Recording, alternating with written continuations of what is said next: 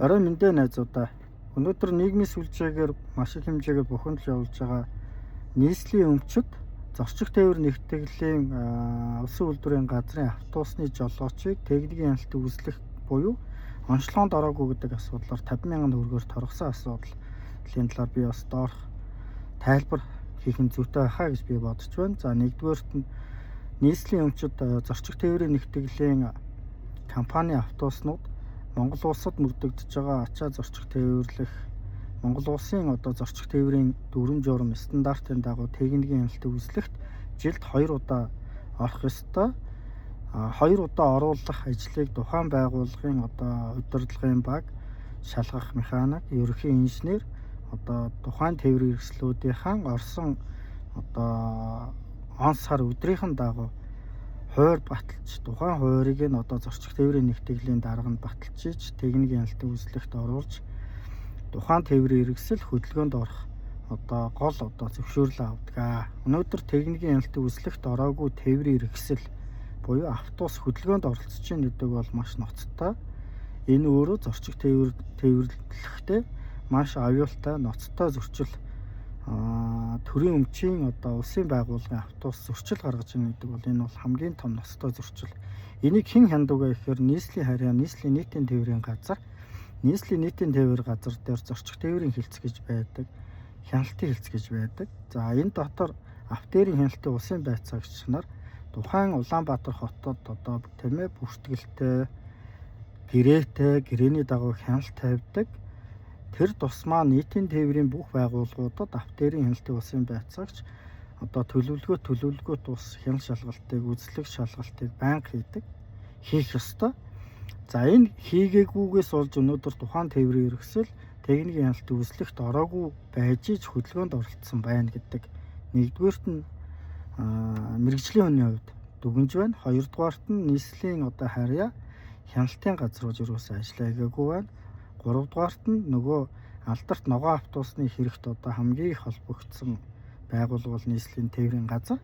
Тэр энэ тээврийн газар үндсэндээ мэргэжил арга зүйн ажиллаа, мэргэжлийнхаа чиг үүргийнхэн дагуу ажиллаа юусоо хийгээгүй байна. Үүнтэй уялдуулаад яг тухайн жолоочийг торхосоо илүү тухайн яг энэ хяналт тавьдаг, хэрэгжүүлдэг, мэргэжил арга зүйн зөвлөгөө өгдөг.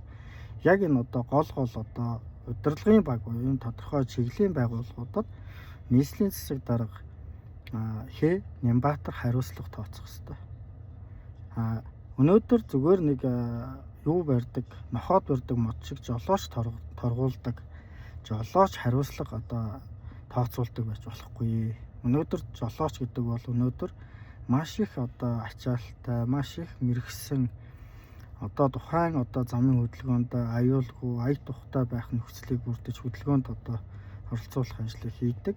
Тухайн тээврийн хэрэгсэл буюу тухайн автобус нь зорчих тээвэр нэгтгэлийн өмчийн бүртгэлд байдаг болохоор тухайн өмчийн эзэмшигч нь зорчих тээврийн нэгтгэл гэдэг дээр энэ байгууллага дээр хариуцлага тооцож зарчим ярьж асуудлуудыг шалгах ёстой. Өнөөдөр төр дандаа уруу юм ажил хийдэг.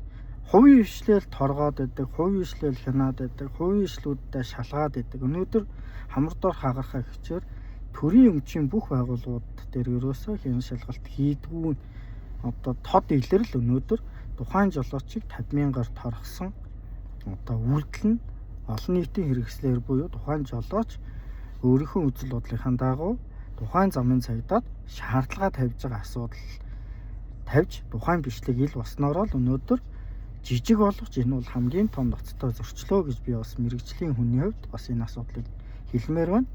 За үүнд эцэст нь миний хэлэх гээд байгаа гол санаа нь юу гэхээр өнөөдөр энэ асуудал нэг автобусны асуудал гарч байгаа боловч энэс цаана 1300 автобусны техникийн хяналтын үзлэг оншилгоо, тухайн жолоочийн мэрэгсэн жолооч, тухайн жолоочийн бичиг баримтын бүрдэл, тухайн үйлчлэгээнд гаргаж байгаа 40 гаруй аж ахуй нэгж байгууллагуудыг нэг яралтай техникийн үзлэг онцлогооны болон техникийн хяналтын үзлэгийг яралтай хотын дарга үргэлжүүлж нийслэлийн нийтийн тээврийн газар удирдамж баталж замын хөдөлгөөнд оролцож байгаа энэ нийтийн тээврийн бүх